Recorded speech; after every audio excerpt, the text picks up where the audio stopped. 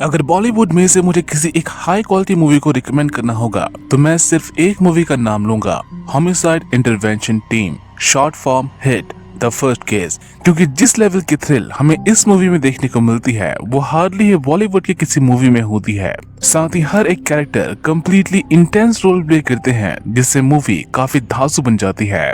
इस कहानी की शुरुआत होती है कश्मीर से, जहां पर ऑफिसर विक्रम घायल हालत में उठता है और चीखते चिल्लाते हुए वो किसी सुषमा नाम की लड़की को ढूंढता है जिसकी आवाज हमें सुनाई देती है एक घर से।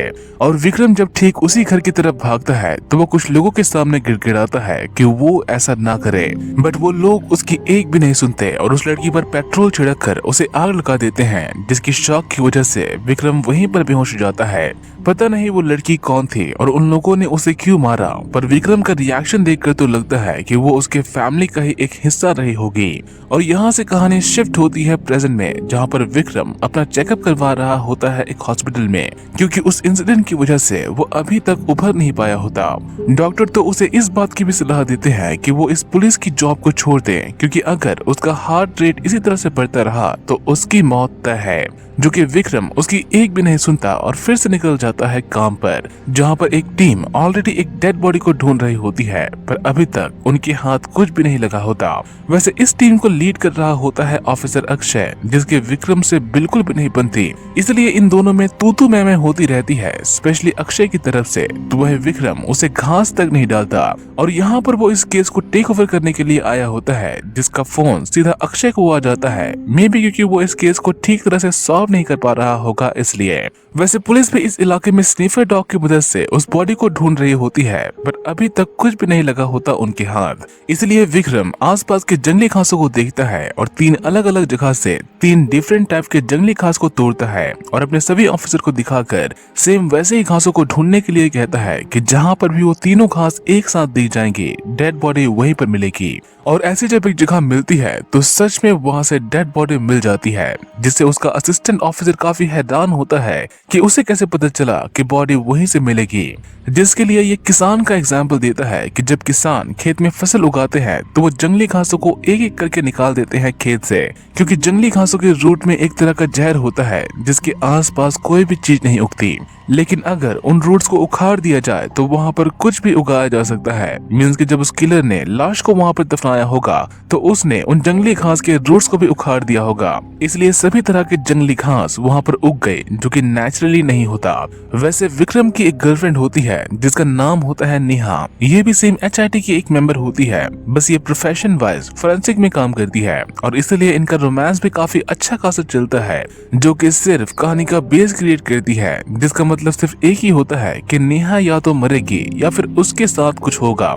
जस्ट टेलिंग बाय एक्सपीरियंस, क्योंकि जितनी परवाह नेहा को विक्रम की होती है उतना तो सिर्फ एक वाइफ को ही होता है। बट विक्रम अभी भी उसे अपने दर्द के बारे में नहीं बताता, जिसकी वजह से उसे हेल्थ इश्यूज हो रही होती है। इसलिए नेहा उसके डॉक्टर से बात करती है कि विक्रम को क्या हुआ है, उसे किस बात के लिए दौरे आते हैं, जो कि उसे उसके पास्ट के इंसिडेंट के बारे में बताती है कि वो अपनी पास्ट लाइफ को भुला नहीं पा रहा और अगर इसी तरह से वो पुलिस की नौकरी करता रहा तो वो कभी भुला भी नहीं पाएगा। साथ ही रितिका नेहा और विक्रम की दोस्त भी होती है और इसलिए वो उसे एक तरह से सॉफ्ट वार्निंग देती है कि अगर विक्रम ये काम नहीं छोड़ता तो वो उसे अनफिट बताकर डिपार्टमेंट से ही निकलवा देगी। इसलिए वो नेहा को कहती है कि वो उसे समझाए ताकि वो खुद ही उसे छोड़ दे, और नेहा भी सीधा ऐसा ही करती है, उसे समझाने की कोशिश, जिससे इन दोनों में थोड़ी बहुत बहस होती है, जिसके एंड में विक्रम सबसे दूर जाने की बात करता है, उससे भी दूर, और डिपार्टमेंट से 3 महीने की छुट्टी की अर्जी डाल देता है, जो कि उसे मिल भी जाती है क्योंकि उसने इससे पहले कोई भी छुट्टी ली नहीं होती। बट उसका सीनियर एक कंडीशन जरूर रखता है कि वो अपना फोन ऑन रखेगा। और यहाँ से कहानी शिफ्ट होती है एक लड़की की तरफ जिसका नाम होता है प्रीति, जिसको कोई बार बार परेशान कर रहा होता है फोन करके, जिसको ये दोबारा कॉल ना कहकर निकल जाती है घर से। बट जाने से पहले ये अपने डैड को गले जरूर लगाती है और फिर चुपके से निकल जाती है वहाँ से, इससे पहले कि उसकी माँ उसे रोके, जिससे हम कह सकते हैं कि शायद वो पार्टी वगैरह में जा रही होगी। ये रास्ते में 4 अलग अलग नाकों को क्रॉस करती है, बट एक जगह पर उसकी गाड़ी हाईवे में ही बंद हो जाती है साथ ही इसके पास उसका फोन भी नहीं होता कॉल करने के लिए, जो कि एक और प्रॉब्लम होती है। अच्छी बात यहाँ पर ये होती है कि सेम इसी हाईवे से एक पुलिस जीप गुजर रही होती है, जिसमें इस ऑफिसर का नाम होता है इब्राहिम, और ये उसकी प्रॉब्लम समझकर उसे घर छोड़ने की बात करता है। बट प्रीति उसे मना कर देती है कि अगर उसकी माँ ने उसे देख लिया तो प्रॉब्लम हो जाएगी। साथ ही उसके जीप में कोई वुमेन कांस्टेबल भी नहीं होती, इसलिए ये एक तरह से रिस्क भी नहीं लेना चाहती, बट अपने डैड को कॉल करके बुलाती जरूर है, इसलिए ये भी निकल जाता है थाने की तरफ। अब होता क्या है कि ये ऑफिसर जिस केस की फाइल देने के लिए जा रहा था वो फाइल निकलता है गलत, इसलिए ये फिर से वापस आता है सेम उसी हाईवे से, जहाँ पर वो प्रीति को किसी से बात करता हुआ देखता है, जो कि ब्लू कलर की कार में होता है। और थाने से वापस जब ये एक दूसरी फाइल लेकर सेम उसी हाईवे से जाता है तो वो एक और पर्सन को देखता है, जो कि प्रीति की कार में ताका झाकी कर रहा था, जिससे पूछताछ में पता चलता है कि ये पर्सन है उसका डैड। इसलिए इब्राहिम उसे सारी बातें बताकर शाम तक का इंतजार करने के लिए कहता है कि अगर शाम तक वो घर नहीं आए तो वो उसे कॉल करके इन्फॉर्म कर दे। वो दौलत नगर थाने का एसआई है। और इस तरह से शाम से हो जाती है सुबह, पर अभी तक प्रीति का कोई भी अता पता नहीं होता, और इसलिए प्रीति का डैड सुबह आकर भड़कता है इब्राहिम पर कि वो उसे घर छोड़ने क्यों नहीं आया, वो उसके साथ भी तो रुक सकता था एक्सेट्रा। साथ ही इब्राहिम ने जिस तरह से अपनी यूनिफॉर्म पहनी होती है उसके बेस पर वो उसे कुछ ज्यादा ही चीजें कह देता है जो कि उसे नहीं कहनी चाहिए थी, पर इब्राहिम उसकी बातों को ज्यादा बुरा नहीं मानता और सीधा इस केस की इन्वेस्टिगेशन करने लग जाता है, लाइक क्राइम सीन में जाकर उस कार को देखना, सीसीटीवी फुटेज को चेक करना एक्सेट्रा। बट वो ब्लू कलर की कार उसे किसी भी सीसीटीवी फुटेज में नहीं दिखाई देती जो कि उसने देखी थी, इसलिए वो सभी नाकों की फुटेज निकलवाता है ताकि वो उस कार को ढूंढ सके, बट उसके बाद भी उस कार का कोई भी नामो निशान नहीं दिखता। अब होता क्या है कि प्रीति के डैड का दोस्त निकलता है एसीपी, और सारी बातें जब उसे पता चलती है तो वो इब्राहिम को सस्पेंड कर देता है, स्पेशली उसके दोस्त से ठीक से बात ना करने के लिए। साथ ही वो उसे एक सस्पेक्ट भी बना देता है, क्योंकि आखिरी बार प्रीति से बात उसी ने की थी। और कहानी यहाँ से शिफ्ट होती है 2 महीने आगे, जहाँ पर विक्रम को कॉल करता है उसका सीनियर कि नेहा मिसिंग हो गई है। और इतनी बात सुनी नहीं कि विक्रम सीधा दौड़कर वापस जाता है अपने सीनियर के पास और नेहा के केस को खुद को ट्रांसफर करने के लिए कहता है, जो कि वो नहीं करते, क्योंकि इस केस को ऑलरेडी अक्षय देख रहा होता है। और सिंस की नेहा मिसिंग होती है तो इस एसीपी को लगता है कि विक्रम अपने इमोशन को कंट्रोल नहीं कर पाएगा।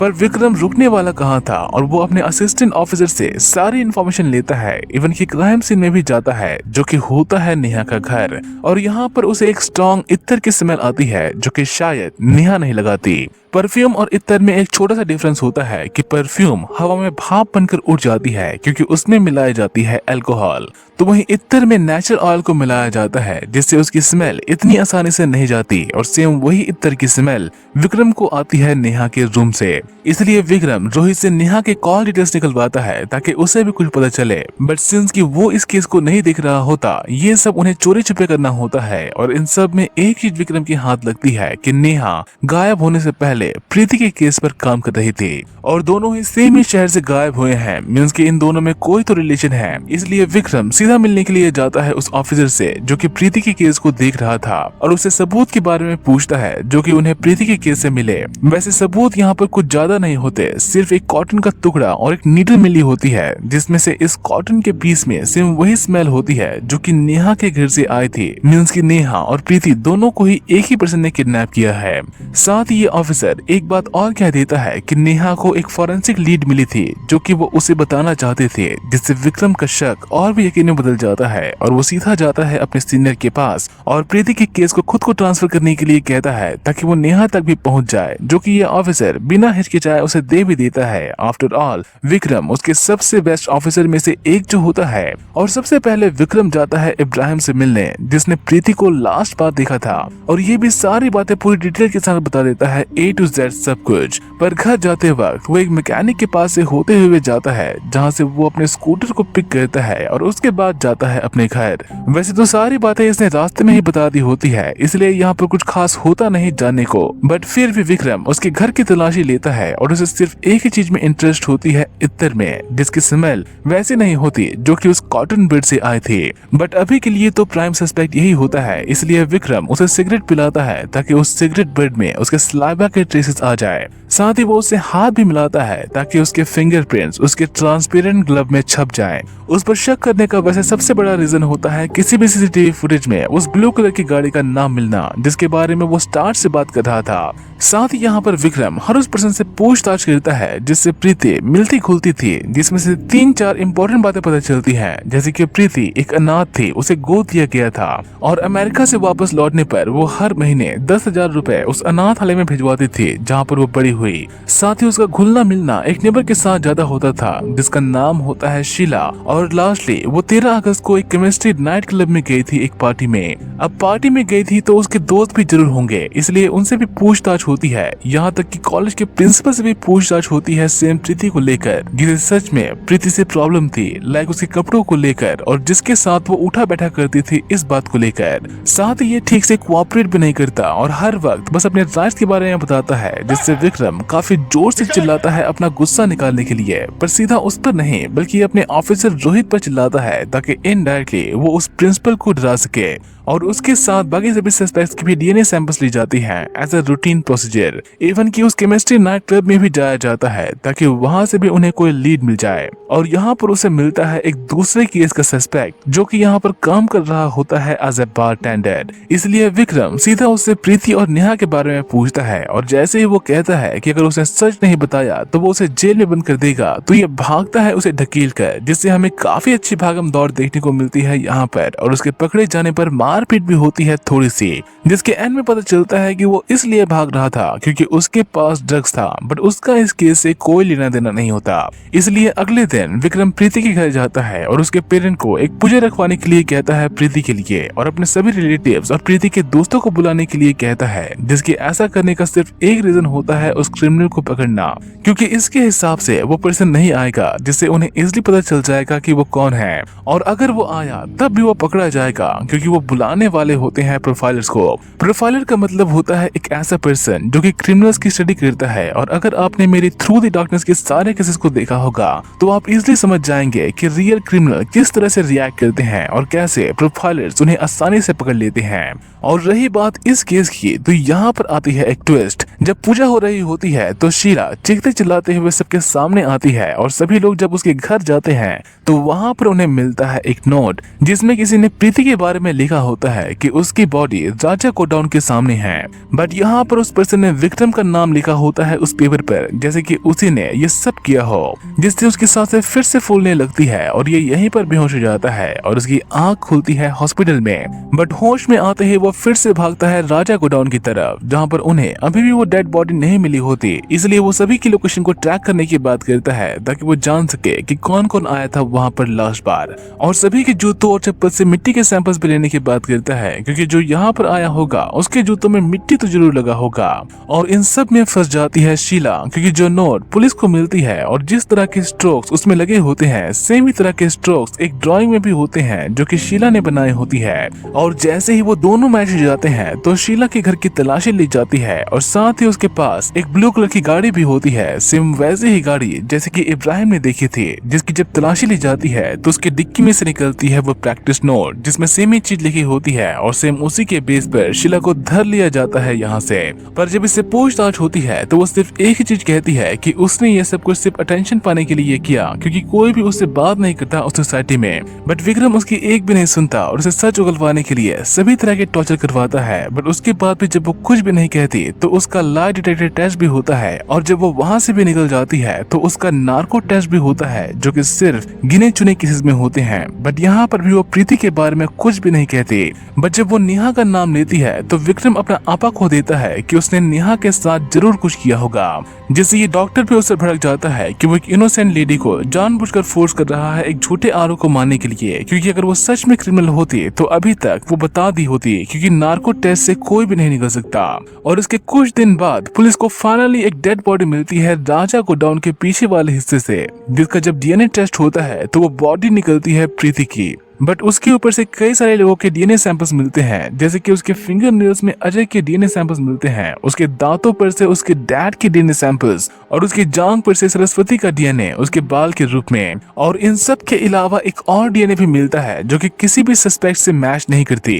और इन सब का डीएनए जब प्रीति की बॉडी पर से मिलता है तो पूरा बवाल मच जाता है। स्पेशली मैंने राजकुमार राव सर को हंसते मुस्कुराते हुए देखा था, बट जिस तरह से वो इस मूवी में अपना गुस्सा दिखाते हैं, इट इज कम्प्लीटली डोप। वैसे इन सब में एक और लीड भी मिलती है सरस्वती जी, जो कि उस आश्रम की हेड होती है जहाँ पर प्रीति बड़ी हुई। और वो लीड होती है कि जब प्रीति को अडॉप्ट किया गया तो वहाँ पर एक और लड़की थी जिसे ये बात अच्छी नहीं लगी, और वो लड़की होती है उसके असिस्टेंट ऑफिसर रोहित की वाइफ सपना। इसलिए इससे भी पूछताछ होती है और इसके भी ब्लड सैंपल लिए जाते हैं। इन सारी पूछताछ में वैसे विक्रम को एक कॉल आती है दौलतनगर थाने से, जहाँ पर एक लड़की रिपोर्ट लिखवाने के लिए आई होती है कि कोई उसका पीछा कर रहा था व्हाइट कलर की एम्बेसडर कार में। पर जब उसके बयान के बेस पर स्केच बनवाई जाती है और सीसीटीवी फुटेज को चेक किया जाता है तो कोई भी व्हाइट कलर की एम्बेसडर कार उन्हें नहीं मिलती। जस्ट लाइक प्रीति के केस की तरह यहाँ पर भी सेम वो गाड़ी किसी भी सीसीटीवी फुटेज में रिकॉर्ड नहीं होती, जिससे विक्रम को लगता है कि कुछ तो झोल है यहाँ पर। और यहाँ पर उसकी नजर पड़ती है एक ट्रक पर जो कि उसने पहले भी कहीं पर देखी थी। और प्रीति जिस दिन गायब हुई ठीक उसी दिन की जब फुटेज को प्ले किया जाता है तो सेम वही ट्रक गुजरती है वहाँ से, जिसका ड्राइवर भी सेम होता है एंड एज यूजुअल ट्रक का नंबर नकली। अब यहाँ पर रियल किडनैपर मिल चुका होता है, बस उसे ठीक से पहचानना होगा कि वो कौन है। बट एक प्रॉब्लम यहाँ पर आती है कि उसके फोटो को ठीक से क्लियर नहीं किया जा सकता, मतलब कि उसकी पहचान करना ऑलमोस्ट इम्पॉसिबल है, क्योंकि उसने अपनी पहचान छुपाने के लिए कैप और सन ग्लासेस भी पहने होते हैं। और इन सब में जब अक्षय विक्रम को चिढ़ाता है कि वो उसे पकड़ नहीं सकता तो ये उसकी जमकर पिटाई भी कर देता है गुस्से में। लेकिन जब इसका दिमाग शांत होता है तो उसे याद आता है कि शायद उसने वो चेहरा पहले भी कहीं पर देखा था। और एक कांस्टेबल को देखकर इसके दिमाग में फटाक से उस मैकेनिक का चेहरा आता है जिससे इब्राहिम ने अपनी स्कूटर ठीक करवाई थी। और जब ये ठीक उसी के पास जाता है तो एक बंदे से पता चलता है कि उस पर्सन ने तो अपनी दुकान 3 दिन से नहीं खोली। इसलिए विक्रम इब्राहिम के पास जाता है जहाँ से उसे उस मैकेनिक के बारे में इंफॉर्मेशन मिलती है कि वो गांव के बाहर रहता है। और जब वो दोनों ठीक उसी के घर जाते हैं तो उस घर में ठीक वही इत्र मिलती है जिसकी स्मेल उस कॉटन बड से आई थी, मतलब कि यही वो क्रिमिनल है जिसकी तलाश वो अब तक कर रहे थे। बट यहाँ पर इन पर होती है फायरिंग और साथ ही यहाँ पर होती है उस पर्सन के साथ झड़प जिसमें इब्राहिम की मौत हो जाती है। और जब वो विक्रम के भी सर पर गन तानता है तो ठीक यहीं पर आता है अक्षय, जिससे विक्रम की जान बच जाती है। और इससे पूछताछ में पता चलता है कि उसने प्रीति को किडनैप किसी और के कहने पर कहा था। और ये उसे लेकर भी जाता है उसके घर, और वो घर होता है रोहित का, मतलब ये गाँव में था छोरा और ये शहर में बजा रहे थे ढोल। रोहित विक्रम को बैठने के लिए कहता है कि उसे कुछ और ढूंढने की जरूरत नहीं, क्रिमिनल उसके सामने है। बट जब वो अपना गन उठाता है तो विक्रम ठीक उसके सर पर फायर करता है और उसे कोई मौका ही नहीं देता कुछ करने का। साथ ही ठीक यहीं से नेहा भी मिल जाती है और वो भी जिंदा। बट रोहित कातिल नहीं होता बल्कि असली मुजरिम होती है उसकी वाइफ सपना। और ये सब वो इसलिए करती है क्योंकि उसे लड़कों में नहीं बल्कि लड़कियों में इंटरेस्ट था। टू बी स्पेसिफिक सपना को इंटरेस्ट था प्रीति में। और ये सब शुरू हुआ जब वो दोनों अनाथ आश्रम में थे। सपना प्रीति से प्यार करती थी और यही सब सरस्वती जी को पसंद नहीं आए, इसलिए वो उन दोनों को अलग रखती थी। और एक दिन जब वहाँ पर प्रीति को गोद लेने के लिए एक कपल आया तो वो उससे हमेशा हमेशा के लिए अलग हो गए। बट उसका प्यार उसके लिए कम नहीं हुआ। इन सब के बीच में जब वो बड़ी हुई और रोहित ने जब उसे प्रपोज किया शादी के लिए तो उसने उससे शादी भी कर ली। बट सिंस की वो एक लेस्बियन है तो वो रोहित के साथ फिजिकल नहीं हो पाई। और कई सालों बाद जब वो फाइनली प्रीति से मिलती है तो उसे लगा कि प्रीति उसे समझेगी, पर प्रीति निकलती है स्ट्रेट। उसे सपना में वैसा कोई भी इंटरेस्ट नहीं था जैसे कि सपना को उसमें था, इसलिए वो उसे दूर जाने लगी। उसके कॉल को ठीक से आंसर नहीं करती, इसलिए सपना ने उस मैकेनिक को कहकर प्रीति को किडनैप करवाया। और जब प्रीति तब भी नहीं माने तो उन दोनों के बीच में हुई नोकझोंक जिसमें उसकी मौत हो गई। और सेम उसे बचाने के लिए रोहित उसकी लाश को जाकर छुपा देता है। पर जब इस केस में सबूत पुलिस के हाथ लगते हैं, स्पेशली नेहा के हाथ, तो रोहित उसे भी किडनैप करवा लेता है। पर उसका मकसद उसे मारना नहीं होता, बस उसे छुपा कर रखना होता है जब तक कि रोहित की माँ ठीक नहीं हो जाती, जिसके ठीक होते ही उनका प्लान होता है साउथ अफ्रीका जाने का। पर तब तक उस केस को खुद विक्रम आकर ले लेता है और जैसे जैसे सबूत सामने आते जाते हैं तो रोहित को डर लगने लगता है कि वो उस तक भी पहुंच जाएगा। और जब वो राजा गोडाउन वाली बात सबके सामने आती है तो उसके दिमाग में एक और प्लान आता है और वो सारे सबूतों के साथ छेड़छाड़ करने लगता है, जिसके लिए वो प्रीति की बॉडी को उस जगह से निकालता है जहाँ पर उसने दफनाया था और उसके ऊपर वो सारे डीएनए सैंपल्स लगा देता है जो कि सभी सस्पेक्ट्स के होते हैं। और फिर वो उसकी बॉडी को ले जाकर दफना देता है राजा गोडाउन के पीछे, जो कि वो सिर्फ टाइम बाय करने के लिए गिरता है ताकि इस बीच उसकी माँ ठीक हो जाए और वो साउथ अफ्रीका के लिए निकल जाए। अब सपना के पकड़े जाने पर ये केस तो हो जाता है क्लोज, पर विक्रम पर नजर किसी और की भी होती है, एक स्नाइपर जो कि उस पर शूट करता है और ये मूवी हो जाती है खत्म। जिससे हम कह सकते हैं कि इसका दूसरा पार्ट भी जरूर आएगा आगे की कहानी के साथ। Till then subscribe my channel for more.